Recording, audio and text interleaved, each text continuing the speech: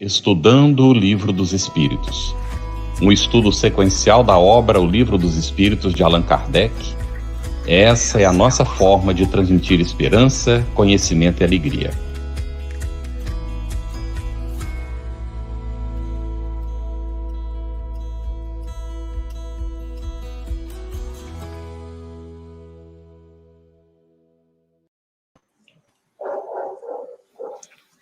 Olá, queridos amigos, sejam todos bem-vindos. Estamos dando início ao programa Estudando o Livro dos Espíritos. Hoje é o nosso 10º encontro e queremos dar boas-vindas a todos, ao Carlos, às intérpretes de Libras, Ariane Silva Rabelo, do Departamento de Inclusão e Acessibilidades da USE, Intermunicipal de São José do Rio Preto, e Janaína Malta Lima Bavaresco, também da USE Intermunicipal de Ribeirão Preto. E ao convidado, Júlio César Góes, que é engenheiro, orador espírita, está como presidente da Federação Espírita do Estado de Sergipe e da Academia de Letras Espíritas do Estado de Sergipe. Júlio César, seja muito bem-vindo. Muito obrigado, Cris, Carlos, Ariane, nossos amigos Zé Adalberto, Tacírio e nossos internautas do público em geral. Que Deus nossa satisfação fraterna a todos. Cris, uma satisfação imensa estarmos juntos para esse novo estudo. E as nossas boas-vindas às nossas intérpretes aqui, para Libras, uma satisfação muito grande. E o nosso próximo entrevistado que está conosco é José Alberto Machado, que foi presidente da Fundação Allan Kardec de Manaus, é coordenador da produção de roteiros de estudos sistematizados do Evangelho segundo o Espiritismo e do Novo Testamento, entre outros. E atualmente dirige grupos de estudo aprofundado da doutrina espírita e do Evangelho de Jesus. José Alberto, muito bem-vindo. Obrigado, Carlos. Uma alegria estar de novo com todos vocês e, em particular, com os nossos internautas, com quem nós esperamos interagir do fundo do coração nos próximos minutos. E hoje também contamos, Carlos e queridos amigos, com a presença de Otacílio Rangel Nascimento, doutor em Física, professor do Instituto de Física da USP de São Carlos, orador espírita, e frequenta a Sociedade Espírita Obreiros do Bem. Boa noite, Otacílio. Boa noite, Cristiane. Boa noite, Carlos, José, Júlio e Ariana. É um prazer estar aqui com todos vocês e certamente fico feliz de estar sendo acompanhado por esses inúmeros companheiros de trabalho e de vida que se encontram conosco através da internet. Muito bem, vamos nos situar no nosso estudo. Hoje nós vamos examinar espírito e matéria, vamos nos deter mais às perguntas 23 a 28. Nós tivemos, na semana passada, ficaram algumas perguntas pendentes de resposta dos nossos internautas que estão acompanhando conosco o estudo. Então, nós vamos iniciar hoje com elas, mas destacando que nós selecionamos apenas aquelas perguntas que estão diretamente relacionadas com os assuntos em estudo. Várias perguntas foram respondidas no próprio estudo da semana passada, ainda que não as tenhamos apresentado formalmente. Quando nós fomos examinar para responder, vimos que já estavam respondidas. Então, nós sugerimos que os companheiros que estão nos acompanhando revejam o estudo com calma da semana passada, parando nos pontos mais complexos, que o assunto é um pouco demandante, né? É um tanto complexo às vezes. E se restarem dúvidas, por favor, enviem as perguntas para a gente examinar, né, e responder com muito carinho para vocês. Para o Júlio, então, nós queremos iniciar aqui perguntando. A Cristina Malta de Andrade, ela colocou: o amor não está na definição de Deus e nem a amorosidade como um atributo. Poderíamos considerar Deus como o próprio amor, já que na comunhão com Deus, amor é que floresce em nós a caridade, compaixão, a paz, etc. Júlio, por gentileza. Bom, mais uma vez, boa noite. Cris, veja só, a nossa dificuldade em perceber Deus, ela é muito grande. Tanto é que Kardec, ele pergunta o que é Deus, lá na primeira questão, né? E logo mais adiante, na 10ª questão, Kardec pergunta à espiritualidade se nós podemos compreender a natureza de Deus, a natureza íntima de Deus. Então, ele pergunta isso. E o que acontece? Qual foi a resposta da espiritualidade? Que não. Por quê? Pelo simples fato de quê? De falta para nós o quê? O sentido para isso. E o que foi que Kardec observou aí? Veja bem, para a gente compreender a Deus, a gente tem que se despir de uma série de ideias que nós criamos do Deus, das coisas sagradas, enfim, uma série de construções que nós fizemos, do nosso passado, fruto do nosso atavismo aí, e o que acontece? Isso nos impede de entender Deus. Mas o que acontece? Essas definições são palavras, é questão de semântica. Se a gente for colocar todos os atributos de Deus, como Deus ele é eterno, Deus ele é muito maior do que tudo que a gente imagina, haja atributo. E essa questão do amor, da amorosidade, a gente pode ir lá para o Evangelho de João. Na verdade, a primeira epístola de João, ele define um Deus de uma forma muito singela. João, ele está lá, e ele, na sua primeira epístola, ele diz assim, amados, ele chama todo mundo de amados, assim, nos amamos, né? Amados, amemos uns aos outros. Ou seja, vamos espalhar o amor aqui. Pois o amor procede de Deus, ou seja, o amor é a geração de Deus, vamos dizer assim. Deus, ele gera amor. Eu imagino, às vezes, assim, Deus, se eu puder definir, seria uma usina enorme de amor. Então, Deus, o amor procede de Deus. Então, aquele que ama, ele está dizendo, aquele que ama, quem consegue amar, é nascido de Deus. Então, ou seja, se tudo é criação de Deus, o amor está em tudo. Em tudo. A gente pode até não perceber, é outra história, é questão de amadurecimento. Mas tudo que é nascido de Deus, aquele que ama é nascido de Deus, como João coloca, então, o que acontece? E Deus conhece, entendeu? Aí ele diz o seguinte, lá mais na frente, quem não ama não é de Deus. Então ele está dizendo o seguinte, quem não ama não é que não seja de Deus, está se afastando do seu objetivo em ser. Qual é o nosso objetivo? Nosso objetivo é ser feliz, nosso objetivo é crescer, evoluir. Então, quando a gente não consegue amar, a gente está se afastando desse objetivo. E João termina essa epístola, que está lá no capítulo 4, ele vai lá no versículo 7 e 8, no versículo 8 ele termina quando ele diz assim, porque Deus é amor. Então, se Deus é amor, está lá dito, a gente sente isso, a gente percebe isso. E a amorosidade, o que é? É o atributo daquele que ama. E quem ama mais do que Deus? Nenhum de nós. Então, é sim um atributo, embora não esteja citado, mas é uma questão só de semântica, só de linguagem. Não cabia lá nos atributos da divindade, a gente está citando tudo que é atributo. A espiritualidade, olha, vamos parar por aqui. Então, você veja que a espiritualidade diz, aí estão aqui alguns dos atributos da divindade. Alguns. Por eles você tem uma ideia, ainda que imperfeita. A gente tem que olhar para isso. Então, foi esse o sentido. Então, é assim, Deus é amor, é amorosidade, e aí quando você diz o seguinte, que quando em comunhão com Deus vai florescer a caridade, a compaixão, paz, etc. Ou seja, caridade, compaixão, paz, é fruto do amor. Só está em paz quem ama. Só tem compaixão quem ama. Só é caridoso quem ama. Só é feliz quem ama. Amemos-nos uns aos outros. Perfeito, Júlio. Agora uma questão para o José Alberto, que foi apresentada pela Andréia Henriques, ainda da semana passada.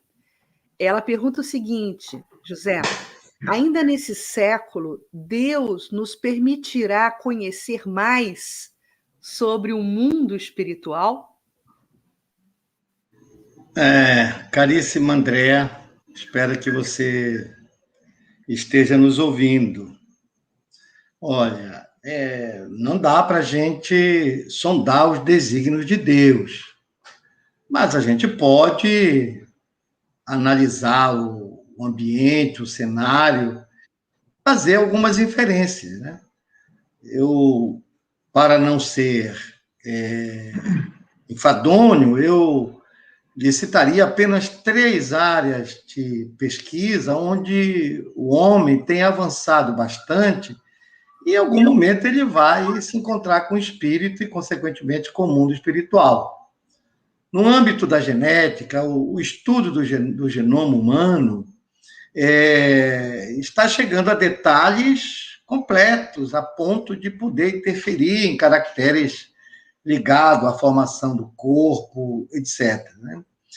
Mas esse tipo de estudo, à medida que ele vai avançando, ele vai se dando conta que a herança da espécie sapiens, tanto quanto a contribuição genética dos pais, não vão ser suficientes para explicar as circunstâncias que caracterizam o ser humano com as suas especificidades, a sua condição psíquica e também a sua condição orgânica, com aleijões, com dificuldades, com malformações, com características psíquicas completamente distintas da matéria, da matriz de onde provém. Então, em determinado momento, eles vão se dar conta que a matriz meramente de herança da espécie e herança dos pais não vai ser suficiente para explicar o ser humano e as suas circunstâncias. De igual maneira, nós temos as pesquisas no campo das doenças psíquicas, que nas áreas de psíquica como um todo, que examinam patologias espirituais ou psíquicas que não vão ser possível serem explicadas simplesmente por desarranjo da máquina cerebral. E vão, portanto, encontrar agentes externos indicando a presença espiritual nas patologias psíquicas, que nós chamamos de processos obsessivos.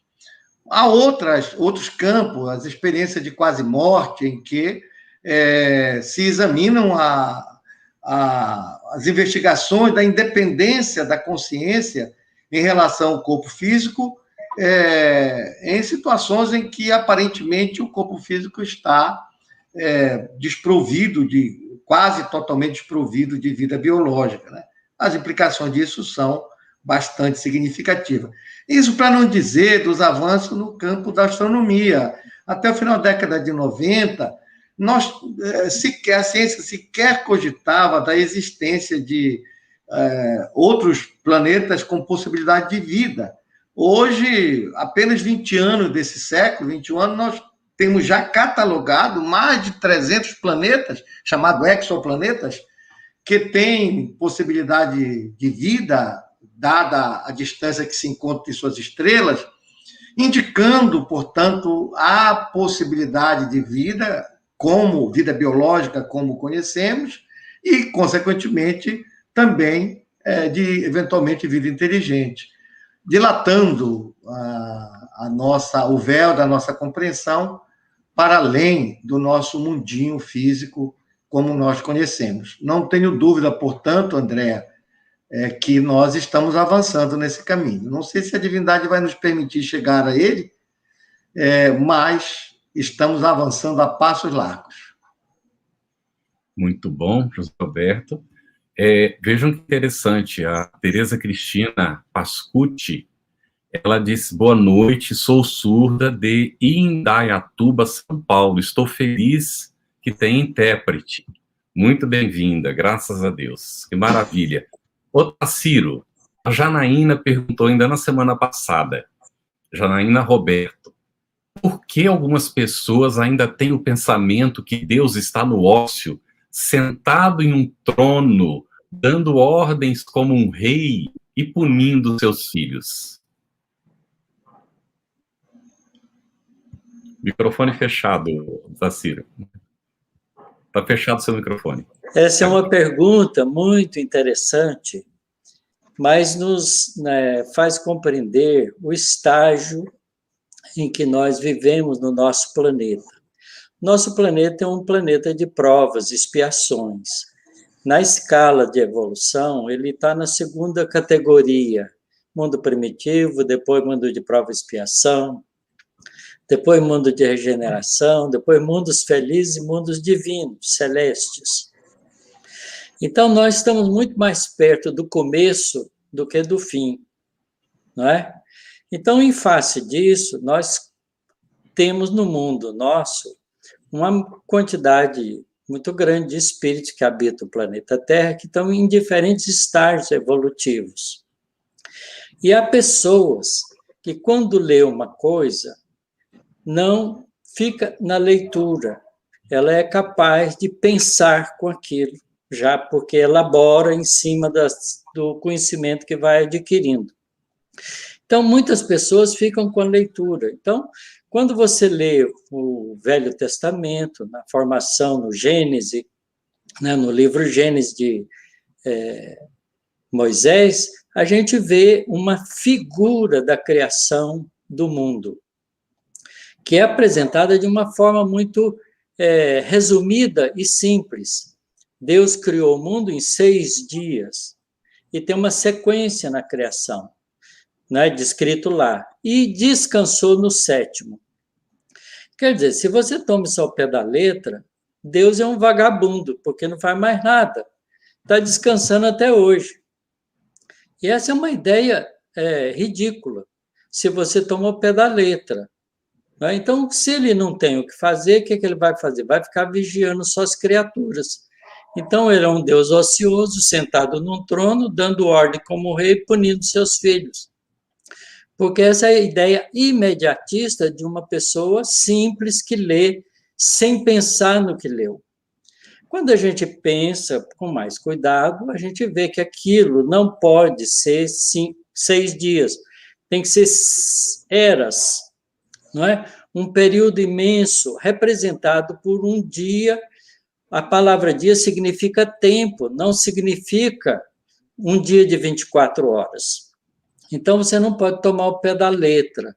Então, quando você lê com uma visão interior, buscando a compreensão, você se divorcia dessa ideia. Uma outra coisa é que nós também deixamos, durante muitos séculos, a interpretação das coisas religiosas para outros.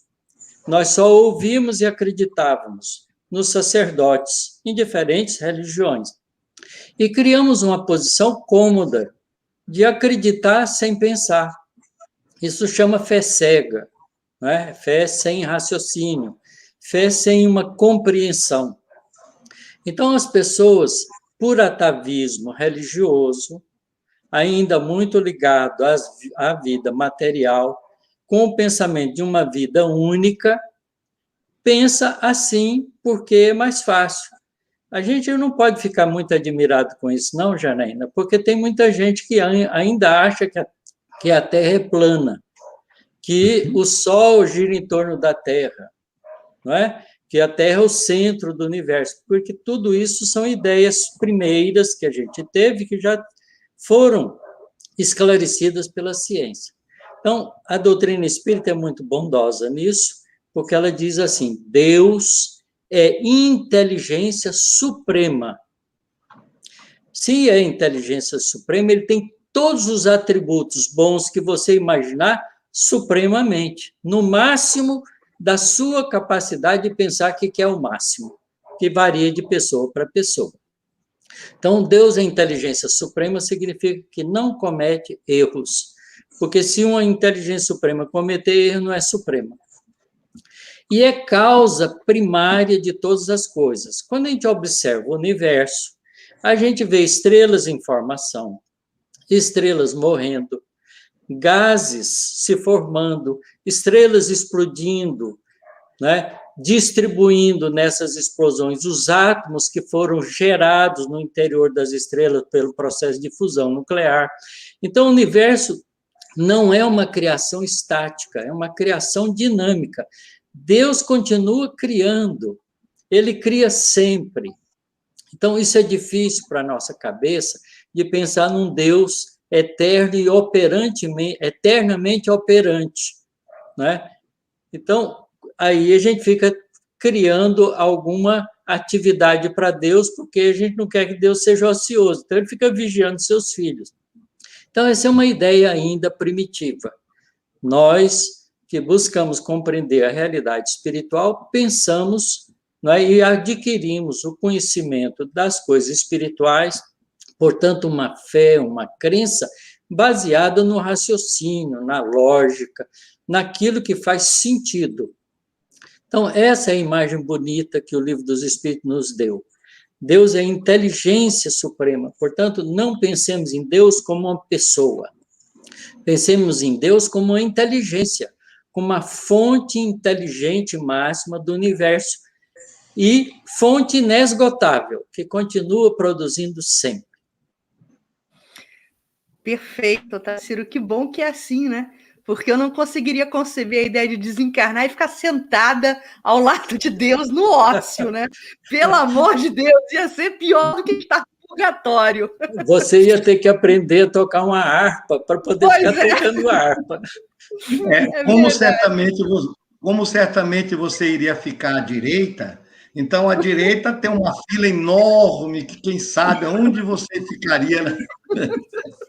Talvez muito longe. Eu ficaria muito longe. Que bom que as perspectivas são outras. Bom, agora a próxima questão, a gente ainda está recuperando a semana passada e a gente gostaria até de contextualizar um pouquinho antes de entregar a pergunta para o Júlio. Nós falávamos das injunções da prevalência do mal em determinadas situações dentro da nossa dinâmica aqui terrena, né? E aí, Júlio, o Denilo pergunta o seguinte, Denilo José, mas Deus, o Pai de todos, tem o poder de destruir a maldade nos corações e na mente dos espíritos inferiores? Como é que funciona isso, Júlio? Bom, até pensar, assim, a gente pode até pensar, né? Porque Deus, lá nos seus atributos, é onipotente, mas Deus também é amor. E o amor não destrói, o amor transforma. Então, veja bem, é uma ideia que a gente tem do Deus que ele está nos oprimindo, nos empurrando daqui para lá, de lá para cá. Não, a ideia não é essa. Tem uma frase que eu gosto muito, até eu peguei aqui no livro para confirmar exatamente. Está no livro A Gênese, logo na capinha dela, que eu acho uma frase fantástica. Diz o seguinte: Deus prova a sua grandeza através da imutabilidade das suas leis, e não pela derrogação das mesmas. Porque para Deus, passado e futuro são o presente. Então, isso mostra, digamos assim, como Deus ele é exatamente isso que a gente não consegue imaginar. Por isso que a espiritualidade não conseguiu explicar para nós o que é Deus. Então, ele disse, olha, a inteligência suprema causa primeiro todas as coisas. Então, veja bem, poder Deus tem. Aí fica essa dúvida, mas então por que Deus permite tanta maldade? Na verdade, não é que Deus permite. Nós estamos sob a égide de uma lei perfeita, que é a lei do progresso. Então, foi até discutido no nosso último encontro aqui, que, veja só, as coisas, os objetos, tudo é feito com um bom propósito. O Tarsilo, se eu não me engano, falou aqui que, por exemplo, a energia que pode se liberar de um átomo, ela pode ter várias utilidades, várias aplicações que não sejam maléficas. Mas o Robert Oppenheimer, ele usou isso aí para fazer um artefato que é para destruir as pessoas, destruir tudo. Não. É energia nuclear? Não é. A maldade em si, ela não existe. A gente precisa acabar com isso. E achar que tem uma coisa má, que tem um sujeito enfesado, todo vermelho, com um tridente na mão, toda hora querendo espetar a gente. Não, isso não existe. Isso foi uma coisa que criaram aí, não sei nem porquê. Bom, deixa para lá, isso é outra discussão. Então, o que acontece? O mal em si não existe. O que existe, o que é? É uma ignorância nossa. A falta de habilidade, de evolução, de conhecimento para enxergar as coisas. Então, a forma como a gente enxerga qualquer coisa depende muito do que a gente tem de conhecimento. Então, por exemplo, eu quando estou na estrada, que eu passo sob uma ponte, eu sou engenheiro civil, então eu fico imaginando o trem tipo, eu fico imaginando os esforços. estáticos, dinâmicos, o que ocorre nos apoios. Tudo.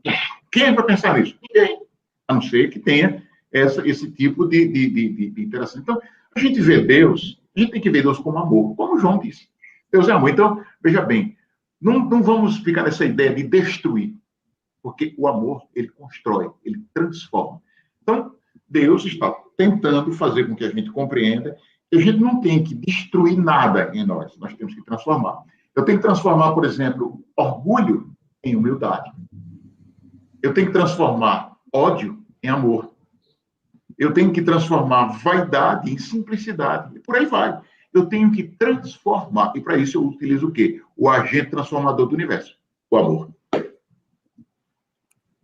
Posso dar uma palhinha? Posso dar uma palhinha nisso? Sim. A frase permite uma solução muito rápida. Para destruir a maldade nos corações e na mente dos espíritos inferiores, basta ajudá-los a ir aprendendo os valores do bem para torná-los espíritos superiores. Simples assim. Então, não é Deus que destrói, nós aprendemos. Muito bem. Ótimo, excelente, muito bom. Agora, José Alberto, nós temos aqui uma pergunta que também ficou da outra semana ainda, não é? Não, é para o Júlio, espera um pouquinho. Só um segundinho. Estou meio desorientado no nosso roteiro aqui, só um segundo. Isto.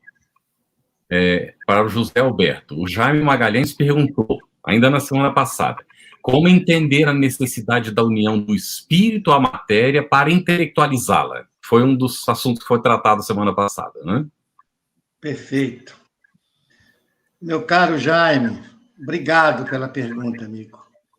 Primeiro, o termo intelectualizá-lo, né? Como a gente está acostumado com ele, está achando que é alguém aí pouco pedante, com conhecimentos sofisticados e tal. Falamos de intelectual,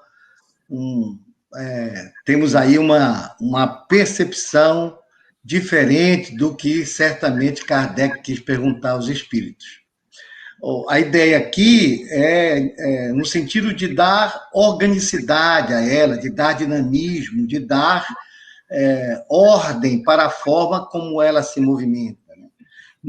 No final da resposta à pergunta 27, os espíritos, referindo-se ao fluido cósmico universal, dizem que se não existisse essa ação dele, a matéria ficaria dispersa, não ficaria sujeita, não teria as qualidades que a gravidade lhe dá, no dizer dele. E, de fato, quando a gente estuda, ou examina, ou lê sobre a expansão do universo, nós ouvimos falar que, no princípio, no Big Bang, houve uma explosão e a poeira cósmica, esses gases se espalharam num processo permanente de expansão, até em determinado momento que certos fenômenos foram acontecendo e a matéria foi se organizando e dando origem às diversas expressões que nós conhecemos, do hidrogênio, passando por o hélio, passando para todos os elementos da escala periódica que nós conhecemos no mundo físico. Então, quando nós estamos falando de intelectualizar, nós estamos falando desse processo de evolução da matéria, no sentido de ter um dinamismo organizado, de propiciar uma mudança de patamar e na complexidade com que a matéria se organiza, né? Se não fosse isso, o princípio material estaria permanentemente disperso e, consequentemente, sem utilidade. Na semana passada, a gente discutindo sobre a intimidade do átomo e da matéria, nas partículas subatômicas, nós falamos de dois grupos de partículas, os chamados férmions, que dão origem significam as partículas materiais, e um grupo, uma família, que são chamados de bósons, que são os veículos das forças que organizam a natureza, eletromagnética, nuclear forte, etc., etc. Eu tenho a impressão, e obviamente eu estou falando aqui de impressão, o Otacílio está junto aqui, que os Bósons aí têm uma pinta de ser o organizador dessa matéria com um viés aí de representar algum estágio bem próximo do fluido cósmico universal. Mas nós estamos falando, portanto, desse princípio material, desse espírito em letra minúscula que Kardec trata, né? Como ele grafa até a pergunta 75. Da pergunta 76 em diante, quando Kardec fala de espírito, ele já fala com em letra maiúscula, espírito iniciando com letra maiúscula. Então, nós estamos falando de duas entidades que reúnem características e propriedades diferentes. Esse espírito com letra minúscula, nós estamos falando do agente inteligente, do princípio inteligente, não estamos falando ainda do espírito como depois de ter adquirido consciência de si. De tal maneira que, sim, precisa dessa presença para organizar, e esse princípio inteligente sai, no início, intelectualizando a matéria no nível subatômico, mas à medida que a matéria vai ganhando complexidade, as substâncias vão ganhando organicidade, até nós temos, por exemplo, uma matéria como o nosso corpo físico, que é uma matéria organizada, já agora sobre outras características, né? Mas ainda uma matéria organizada que o espírito agora, espírito com letra maiúscula, está intelectualizando, no sentido de dar sentido e organicidade, dinamismo para ela, né? Nós temos uma forma muito poética de referir-se a essa trajetória do espírito com E minúsculo até o E maiúsculo, dito por Leon Denis, no livro Problema do Ser, do Destino e da Dor, lá no capítulo Evolução e Finalidade da Alma, que ao referir-se a esse princípio, a esse espírito com letra minúscula, com E minúsculo, sem, obviamente, mencionar a fase mineral, ele diz, de uma forma bem poética, que na planta esse princípio inteligente, portanto, a inteligência, fica adormecida. No animal, ela sonha. Apenas no homem, já agora como espírito com E maiúsculo, né? Ele acorda, conhece-se, possui-se e torna-se consciente, né? Então, portanto, a sua pergunta, meu caro Jaime, como entender a necessidade da união do espírito à matéria para intelectualizá-la, vai desde as expressões mais íntimas da intimidade atômica até corpos bonitos como esse nosso que nós temos, que nós estamos gerenciando já na condição de espíritos com E maiúsculo, né? Muito bom, José Alberto. A próxima questão é para o Otacílio, mas antes da gente recuperar uma questão ainda sobre o programa passado, Otacílio, que o Bernardo te coloca, eu vou acionar aqui uma pergunta do chat da Marilene Ascioli de Matos, Otacílio. E aí eu te peço na resposta para talvez poder compilar aí as duas questões. A Marilene coloca o seguinte: se Deus é Pai, justo, amoroso e inteligência perfeita, se fomos criados à sua imagem e semelhança, por que Deus não nos criou já como espíritos perfeitos? Tá? Esse aí é o raciocínio da Marilene. E a questão do Bernardo, Otacílio, é que ele recupera uma expressão que você utilizou, que o princípio espiritual ele vai se associar ao princípio material, e aí sim começa a evolução. E aí o Bernardo te pergunta, Otacílio, nessa associação, podemos concluir que o espírito só evolui quando está encarnado? Então tem essas duas questões aí para você tentar nos responder em um pacote. Muito bem. Para a gente entender isso com clareza, a gente vai fazer assim uma modelagem, não é? Porque a gente não sabe o que é o princípio espiritual propriamente dito. E a gente não sabe qual é o princípio material elementar. Os espíritos falam a respeito disso para nós, mas nós não sabemos na intimidade o que é uma coisa e o que é outra. Então, na pergunta 27, quando Kardec pergunta se o universo é constituído de dois elementos, o princípio espiritual e o princípio material, os espíritos respondem, e Deus, Criador. Então, são três coisas que constituem o nosso universo. Deus, Criador, inteligência perfeita, causa primária de todas as coisas, que cria princípio espiritual e princípio material. Princípio espiritual, como disse o José Roberto, tem que ter princípio inteligente. Princípio inteligente, quer dizer, o princípio espiritual tem que ter um atributo, não é? O atributo dele é a inteligência, mas a inteligência pode ser tão rudimentar quanto a gente possa imaginar, como pode ser tão genial quanto a gente possa imaginar. Então, há uma escala de progresso. Então, o princípio inteligente, quando se associa com o princípio material, ele veste uma roupa. Essa roupa não é só roupa para ele se mostrar, mas é um instrumento para ele agir sobre as outras coisas. Então, ele usa a matéria como roupagem de sua identificação, como princípio inteligente, por isso ele intelectualiza a matéria, porque ele está presente, e, ao mesmo tempo, ele usa os recursos materiais para o processo da sua evolução, para agir sobre o meio.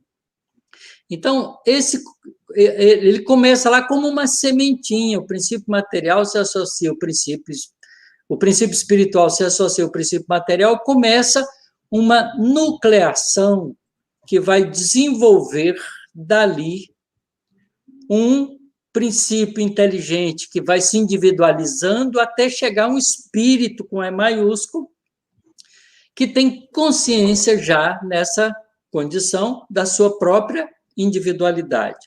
Mas antes dele ter essa consciência da própria individualidade, ele tem um recurso de acumular experiências. Porque, como ele é inteligência primitiva, ele precisa de aumentar o banco de informações dele para poder utilizar isso como uma inteligência. Então, ele cria memória.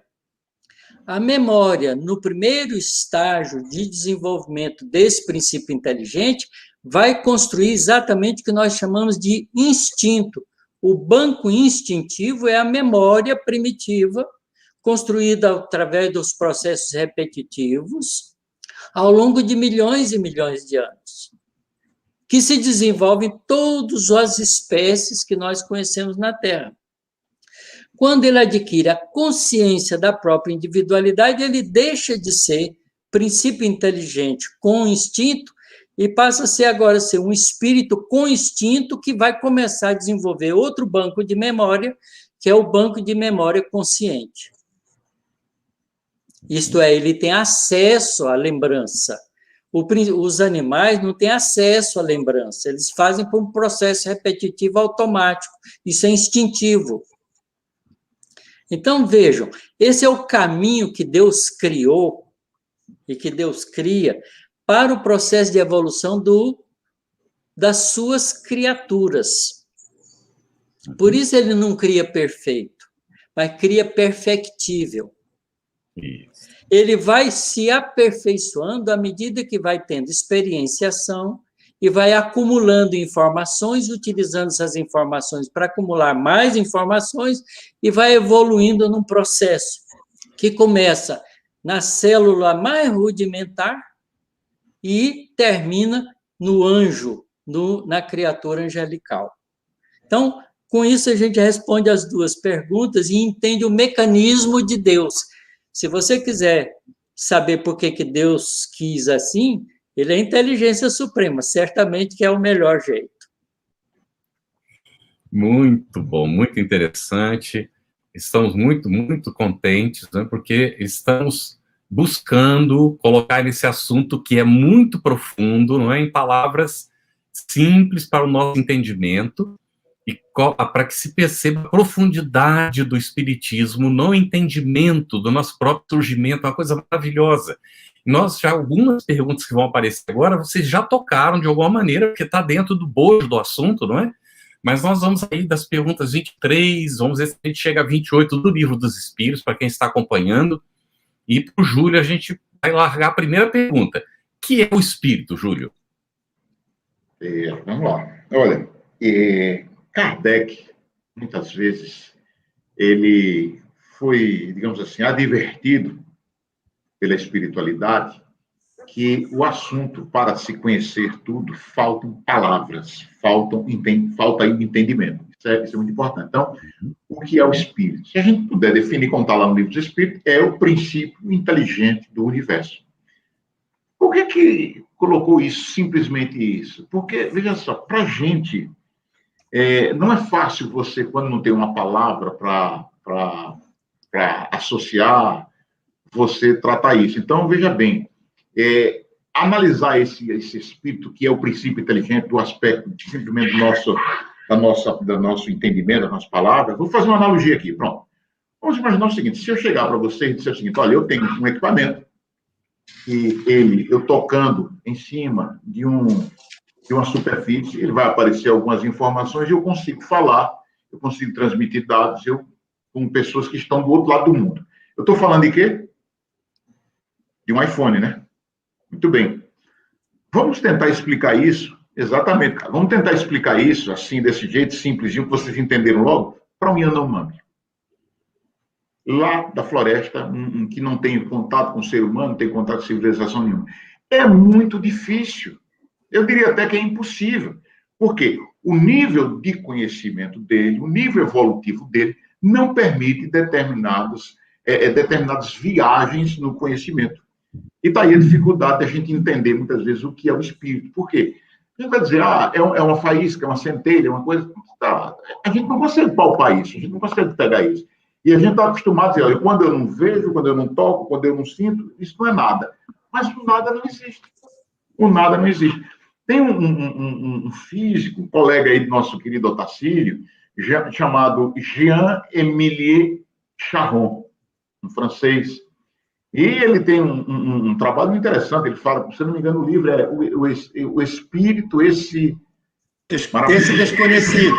Esse desconhecido, exatamente. Então, veja bem, esse Jean Charron, eu fiquei admirado que eu li uma vez com ele, quando eu fazia uma matéria chamada Cálculo Numérico. Eu estava lendo a biblioteca daqui da Universidade Federal e eu vi que ele tinha uma teoria lá que ele provava matematicamente que o nada não existe. O nada não existe. Então, o nada não existe.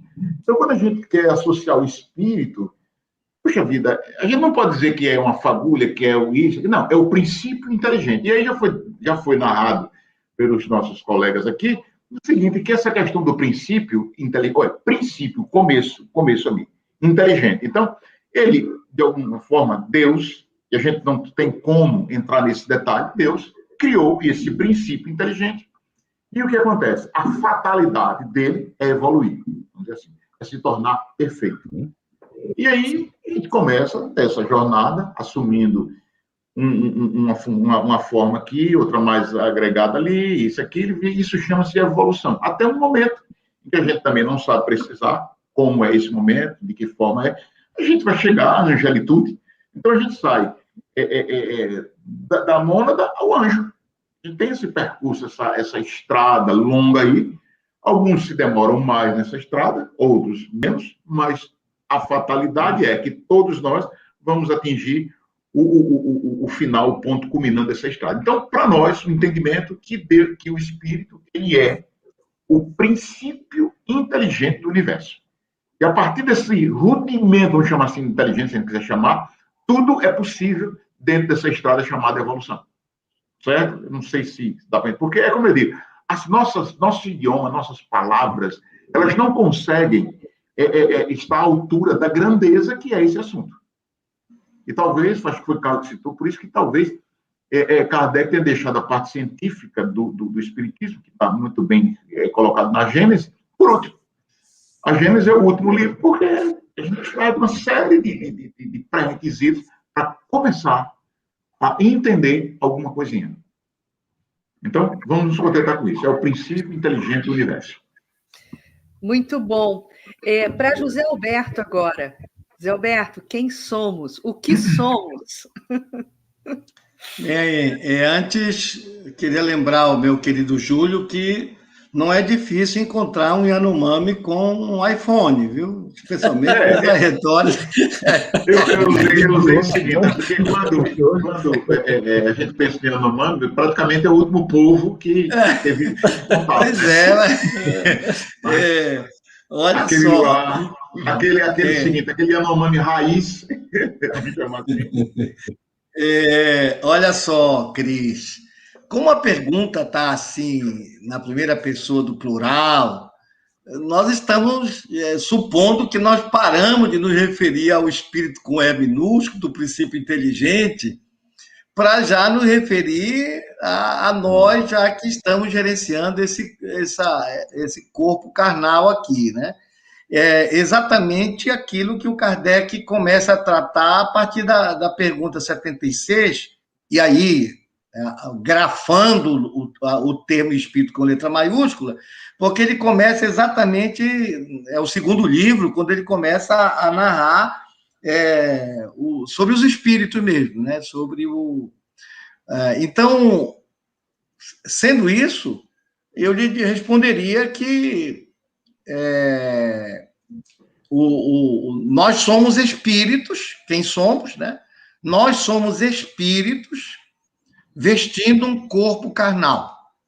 Isto é, nós somos seres inteligentes que, após o trânsito, quem sabe por quantos milhões de anos, pelos reinos inferiores da natureza, como princípio inteligente, adquirindo esses automatismos que o Otacílio se referiu, passamos, em determinado momento, diga-se de passagem, adquirimos a consciência de nós próprios, o raciocínio e o juízo de valor, diga-se de passagem, não por processo evolutivo.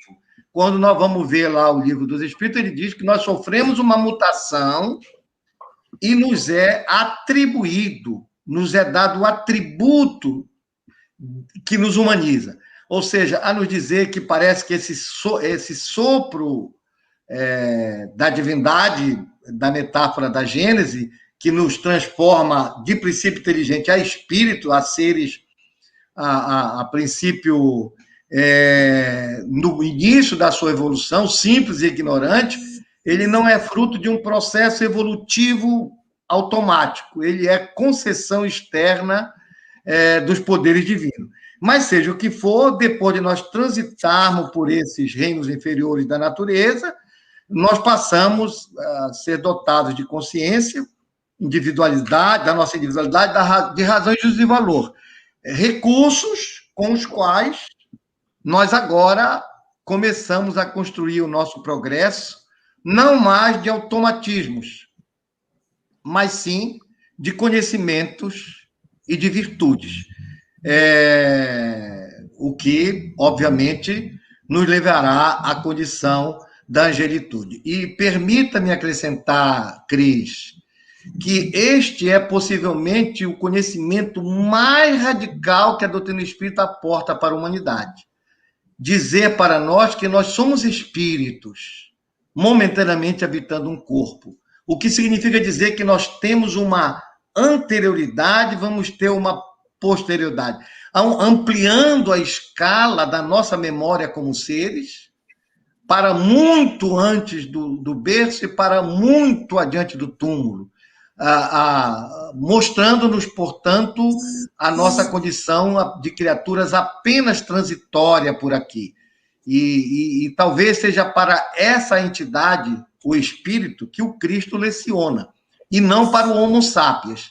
Diferente de nos vermos como espírito habitando um corpo, é diferente de nos vermos como Homo sapiens, como uma espécie biológica que nasce no berço e acaba no túmulo. Thank you. Muito bom. Taciro, espírito é sinônimo de inteligência? Aqui a gente precisa também compreender que a inteligência é um atributo do espírito. Eu vou fazer uma analogia para ver se fica mais claro. Vamos tomar, por exemplo, a partícula carregada que todos nós conhecemos, que é o elétron. O elétron é uma partícula que tem carga negativa e tem algumas propriedades.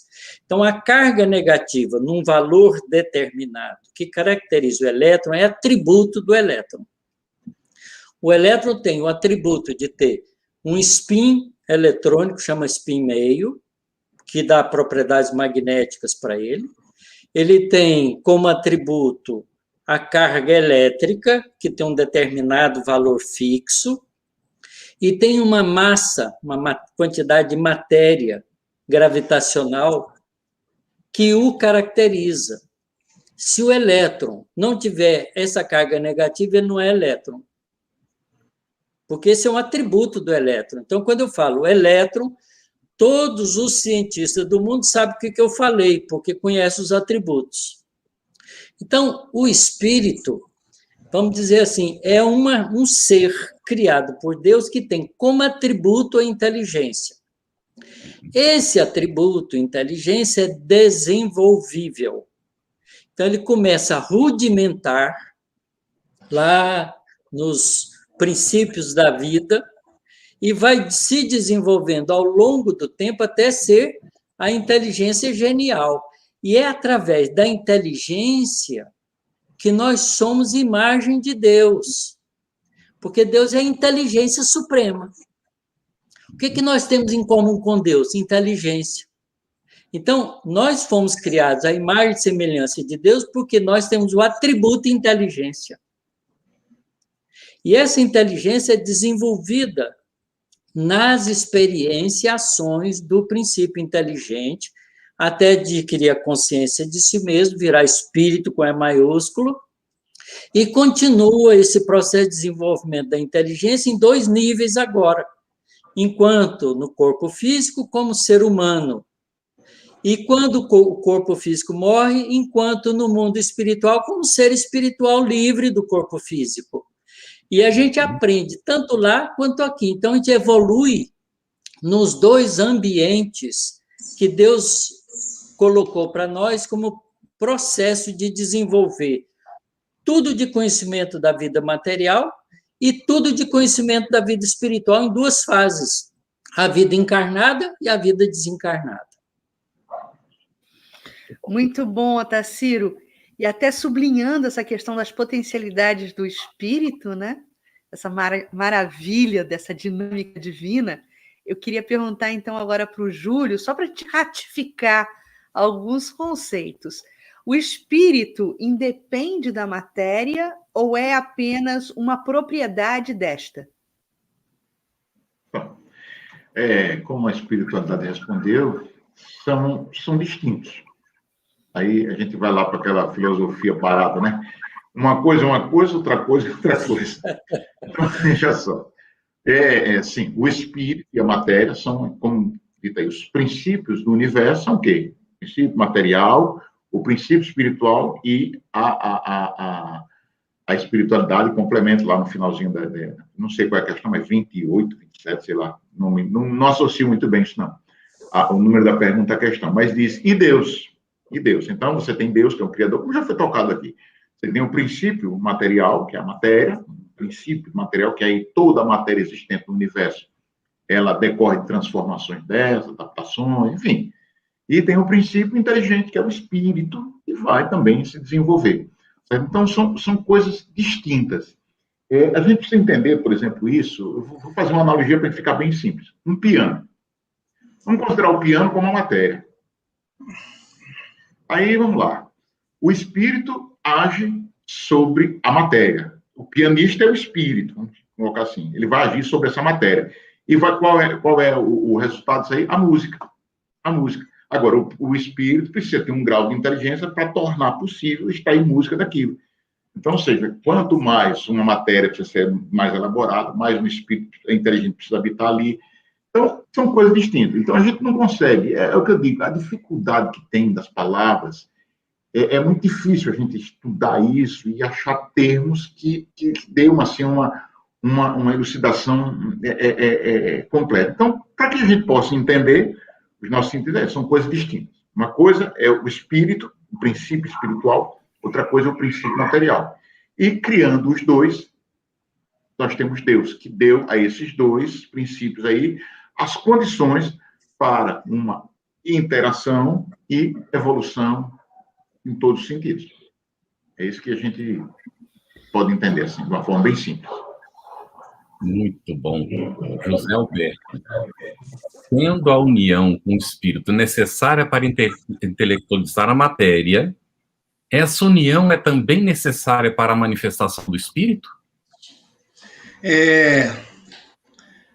Se nós estivermos falando do espírito ainda com E minúsculo, portanto, condição de princípio inteligente, sim, conforme nós já tratamos aqui, porque à medida que o princípio inteligente dinamiza, organiza a matéria organizada também força o princípio inteligente a adquirir certas características, vai dando a ele, obrigatoriamente, a necessidade de adquirir certos atributos, certas características que o permitem agregar à sua memória e avançar, né? Se nós não referimos ao espírito com E maiúsculo, portanto, já na condição de ser consciente, ela precisa, para a manifestação no mundo material, como o nosso. Obviamente, a resposta sim também, porque o nosso mundo é material. Mesmo nas instâncias do mundo espiritual, das quais nós temos conhecimento, também há necessidade, pois, embora revestido apenas do perispírito, esse corpo também é feito de matéria. Matéria fluídica, mas matéria, né? E os espíritos benfeitores, eles cogitam de uma situação, eles referem-se a um mundo mental. Quem refere-se a isso, quem introduziu esse conceito foi André Luiz, no livro Evolução em Dois Mundos. E talvez, mas sem muitos detalhes, há um tipo de corpo mental, né? Que talvez possa não ser mais de matéria como a gente conhece, mas aí estamos falando talvez. E um exemplo que a gente tem, quando estudamos, nós notamos lá, por exemplo, o André Luiz, no livro Nosso Lar, quando ele está lá envolvido por um perispírito, que é com que ele se apresenta no mundo espiritual, mas há um determinado momento que ele sonha e se desloca do corpo perispiritual dele e vai visitar sua mãe. E aí a gente fica perguntando com que corpo ele vai? Qual é o tipo de envoltório que ele passa a levar consigo? Talvez, e aí eu digo talvez porque não estou seguro, seja essa instância que nós chamamos de corpo mental, que o André Luiz se refere. E aí não dá para a gente dizer se isso tem a expressão material que está servindo para a nossa referência. Mas eu diria que naquilo que está no nosso alcance, o espírito, para se expressar, precisa mesmo do recurso material, seja no mundo físico, seja no mundo espiritual que a gente conhece, ou seja nas suas instâncias primevas, quando ele está evoluindo como princípio inteligente. Ótimo. Agora, uma outra questão para o Tassiro. Na pergunta 25A, Allan Kardec registra, entre parênteses, entendemos aqui por espírito o princípio da inteligência, abstração feita das individualidades que por esse nome se designam. Tassiro, o que o Kardec quis dizer com isso, meu amigo? Aqui, outra vez, a gente tem que fazer um exercício importante de pensar da forma mais sutil que a gente possa, porque ele está mostrando que existe um princípio inteligente e que quando esse princípio inteligente se individualiza e ganha consciência de si mesmo, ele é um espírito individualizado. Então, princípio não precisa ser uma coisa individualizada. Né? Você fala princípio energético. Não precisa ser uma coisa, um corpo, um modelo simples. Né? É um princípio, é algo que é essencial. Então, o princípio inteligente é algo essencial, criado por Deus, que tem a propriedade intelectiva. Então, ele não precisa estar individualizado. Por isso, ele faz a abstração das individualidades que por esse nome se designam.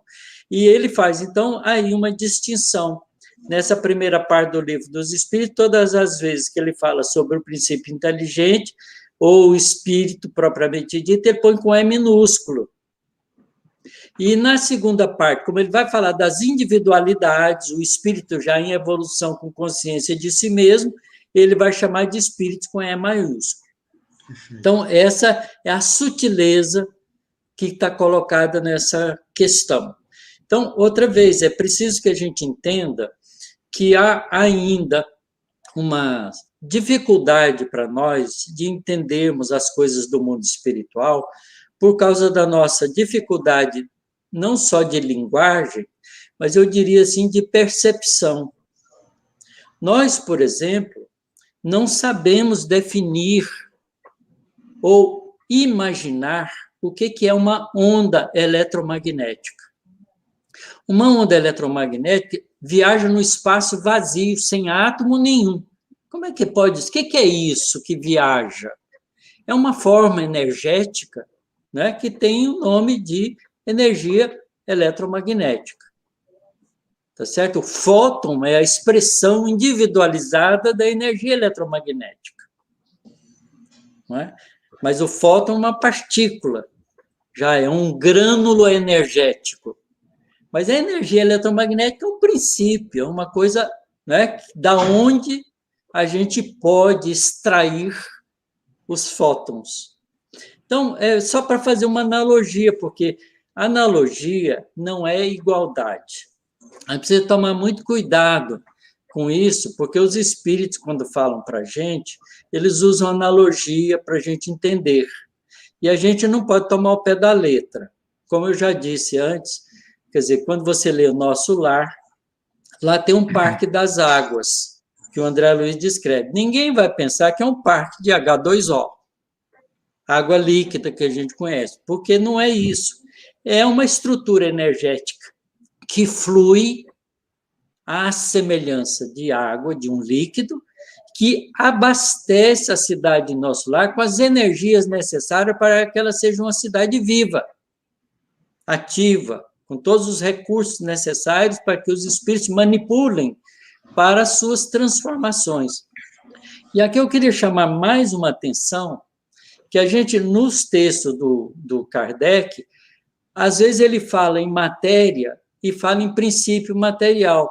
Matéria e princípio material não é a mesma coisa.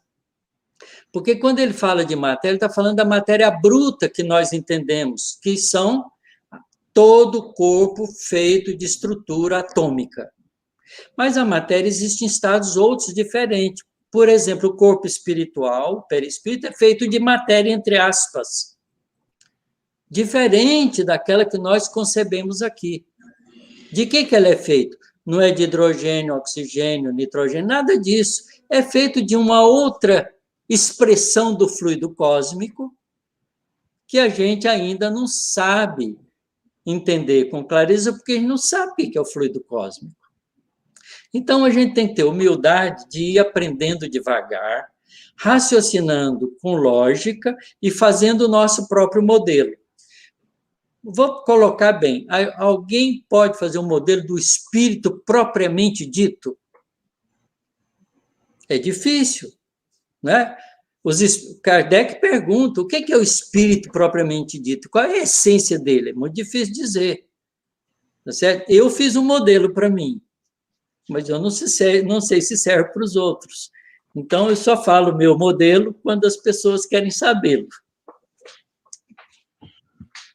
Nós temos um comentário aqui de Natanello, antes de ir para a próxima pergunta. Ele disse assim: permita-me o comentário. O estudo hoje está muito professoral. Nos parece que a discussão se dá em cima de um tema comum, de uma disciplina acadêmica. Deixe-me fazer um esclarecimento, Natan. Tudo ao contrário, está bem? A gente agradece muito o seu comentário. Por favor, nós queremos que vocês façam os comentários mesmo. Mas nós estamos fazendo um esforço tremendo de trazer um assunto que é profundamente científico em palavras simples para o nosso entendimento. Esse tem sido o esforço de todos nós aqui nesse momento. Esperamos, não é, que vocês sigam esse estudo. Daqui a pouquinho nós vamos sair dessa parte inicial do Livro dos Espíritos, vamos entrar nos temas mais filosóficos, não é? Mas essa base aqui, ela é fundamental para nós entendermos, inclusive, o que nós somos, de onde nós viemos, o que é que Deus nos criou, como é que Deus nos criou, na medida que nós já podemos entender. Então, me parece que o tema não tem nada de comum, hein, sinceramente. Ô, Carlos, eu queria acrescentar aqui, né, a minha opinião de físico. Para mim, a primeira parte do Livro dos Espíritos é a mais difícil.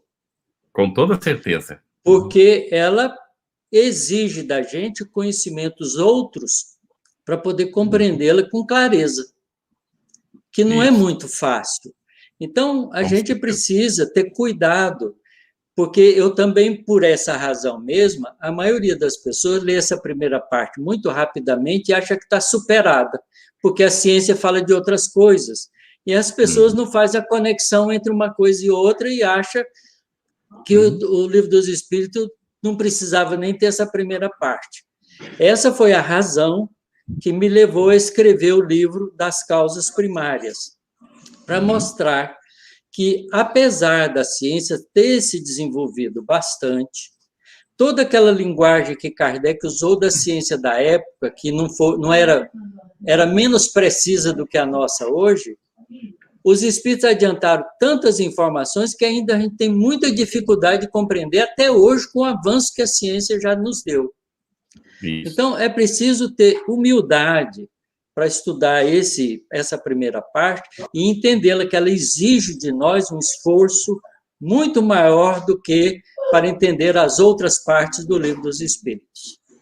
Isso mesmo. Muito e bem. Dentro do âmbito da comunicação, né, Carlos, até trazer essa contribuição também, a gente está aqui em um momento de estabelecimento de acordos, inclusive de linguagem.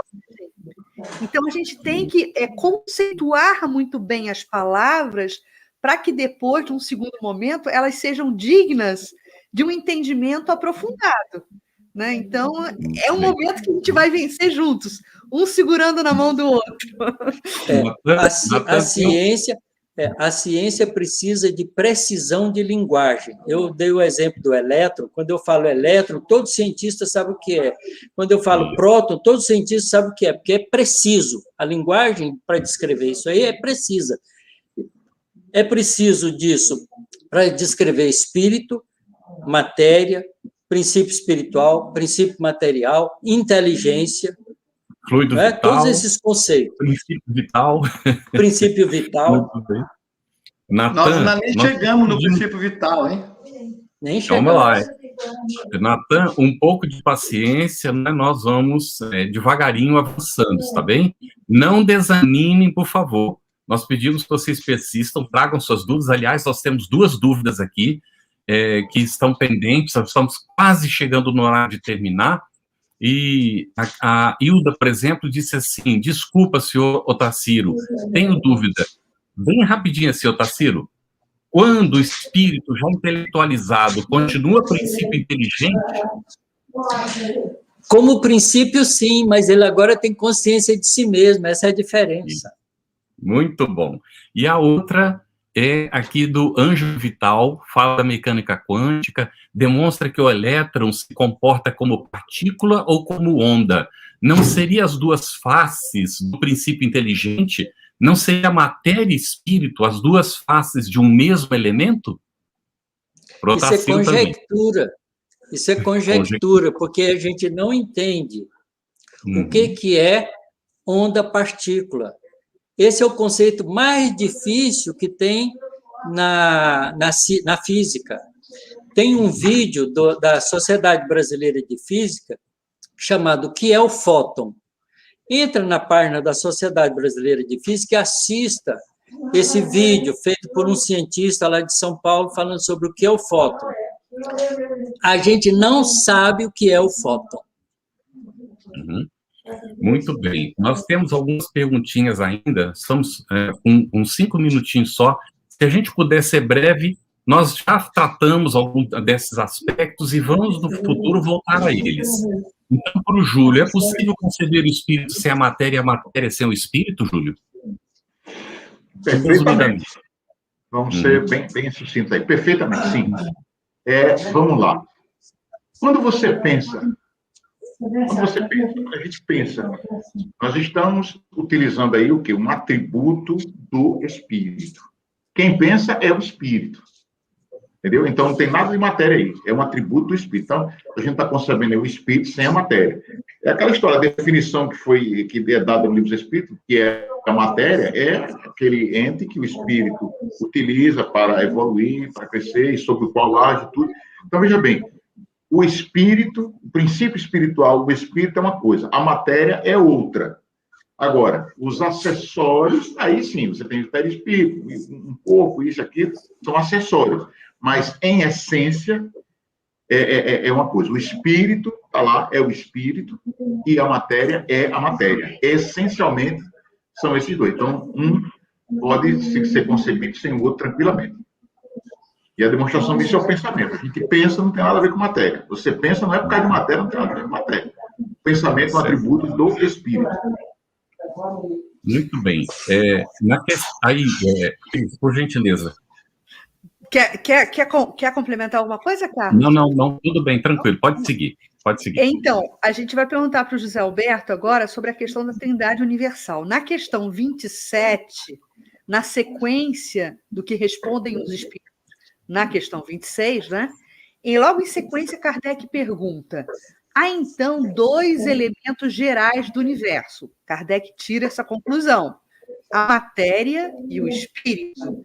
Então, José Alberto, eu vou pedir para você comentar, né, essa questão de Kardec e, ao mesmo tempo, responder a Ângela Jucá Sancho, que coloca no nosso chat que ela não entende muito bem aonde entra o fluido universal, o fluido cósmico universal, o que é exatamente esse fluido, tendo essa composição, essa interação, digamos assim, com a Trindade Universal. Olha só, a questão fundamental acabou ficando para o final, que só temos algum minuto. Apesar do Júlio ter dito aí que uma coisa é uma coisa, outra coisa é outra coisa, mas os espíritos responderam aqui para o Kardec, dizendo: olha, de fato é isso, é essa trindade mesmo. Deus, Espírito e Matéria constitui o princípio de tudo, a trindade universal. Porém, eles continuam assim, mas ele bota um porém a seguir, e aí diz: olha, o elemento material tem que se juntar ao fluido universal. Então, eles introduzem um outro ente, fluido universal. E, para complicar a questão, ele ainda diz assim: embora, de certo ponto de vista, seja lícito classificado como elemento material, ele se distingue por propriedades próprias. E mais, e para complicar mais ainda, ele diz assim: esse fluido universal, se o fluido universal fosse positivamente matéria, razão não haveria para ele também ser o espírito, em letra minúscula. Então, os próprios espíritos indicam o fluido cósmico universal como um elemento primitivo, porque ele diz o seguinte: está colocado entre o espírito e a matéria. E lá eles concluem a resposta dizendo: esse fluido universal, ou fluido primitivo, ou elementar, eles colocam isso de forma muito primitiva. A impressão que dá, e eu não estou aqui querendo criar polêmica, é que parece que esse fluido universal está no início das coisas, e Kardec sentindo isso de forma brilhante, chega a dizer lá, olha, se esses dois elementos promanam do mesmo princípio, como é a opinião de alguns, ignora-se. E o Emmanuel, perguntado a respeito disso, no livro bonito, espetacular, que a gente vê o Emmanuel desnudado na sua sabedoria, no livro Emmanuel, tem lá uma seção sobre o espírito e a matéria, ele foi perguntado se seria lícito considerar-se espírito e matéria como 2 estados alotópicos de um só elemento primordial, de maneira a obter-se a consideração das 2 escolas perpetuamente em luta, dualista e a monista, chegando-se a uma concepção unitária do universo. O Emmanuel respondeu o seguinte: é lícito considerar-se espírito e matéria, espírito é letra minúscula, e matéria, aqui entendido como princípio material, como estado diverso de uma mesma essência imutável, chegando-se dessa forma a estabelecer a unidade essencial do universo. Dentro, porém, desse monismo físico, psíquico, perfeitamente conciliável com a doutrina dualista, faz-se preciso considerar a matéria como estado negativo e o espírito como estado positivo dessa substância. Agora, o ponto de integração desses 2 elementos estreitamente unidos em todos os planos do nosso relativo conhecimento, ainda não o encontramos. Então, eu gostaria, portanto, de dizer que, assim como Kardec também deixou em aberto, dizendo, olha, a gente ignora se isso é fruto de uma mesma modificação do fluido cósmico universal. Emmanuel também diz, olha, é lícito, não estaria em contrário às teses doutrinárias considerar isso. Porém, o ponto em que ele se encontra, qual é o estado primeiro, primitivo, em que o fluido cósmico universal é, de fato, o pensamento, no dizer do André Luiz, o hálito divino, aí diz o Emmanuel que nas esferas dele, imagina nós, não é conhecido ainda. Ainda estão cogitando. Então, portanto, vamos ter paciência e tranquilidade, não é? Porque realmente existe os 2 pensamentos. A gente encontra também Leon Denis, o exame dessa ideia monista, não é? E é muito importante, nós, no futuro, ainda voltaremos ao assunto, nós vamos tratar o que é o espírito novamente mais adiante, né? Lá nas questões 76 em adiante, então voltaremos ao assunto. Pedimos a vocês que leiam direitinho, ainda se não ler essas questões, até 28, e a gente vai avançando. Nosso agradecimento muito profundo, José Alberto, ao Júlio César, ao Otacílio aqui por esse apoio nesse trabalho que não é fácil de se explicar, tamanha a sua profundidade, como a gente viu, e aí as nossas intérpretes pela ajuda, não é? No trabalho que está se desenvolvendo. Nós encerramos aqui, então, agradecimentos, Cris, e a você que nos acompanhou, o nosso profundo agradecimento. Espero que a gente possa continuar estudando juntos, que há muito mais pela frente. Nós estamos no começo do Livro dos Espíritos.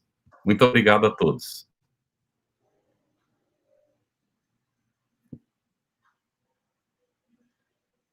Estudando o Livro dos Espíritos. Um estudo sequencial da obra O Livro dos Espíritos, de Allan Kardec. Essa é a nossa forma de transmitir esperança, conhecimento e alegria.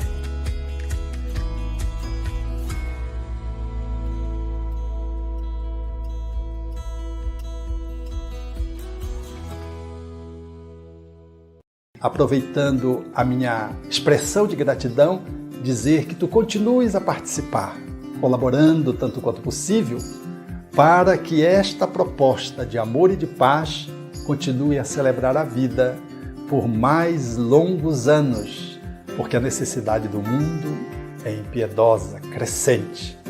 E nós não podemos, que vivemos o bem, ficarmos ociosos, parados e contemplando, achando que Deus vem fazer aquilo que nós precisamos fazer.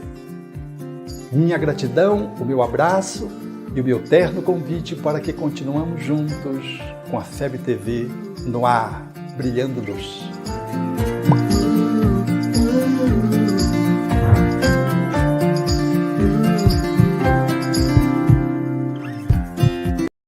Conheça a Federação Espírita Brasileira, que busca mostrar quem ela é.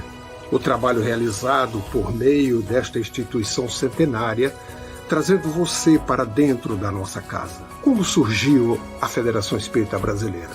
De Augusto Elias, o seu fundador, aos dias de hoje, o que ocorreu? Quem foram e quem são os vultos que fizeram e fazem parte desta história? Qual a relação de nomes como Chico Xavier, Bezerra de Menezes, Ivone Pereira com esta instituição? Qual a sua missão? Como ela atua na formação do homem de bem? Apresentaremos a Federação Espírita Brasileira em formato dinâmico com vídeos, depoimentos, postagens históricas, áudios. Conheça e faça parte desta família.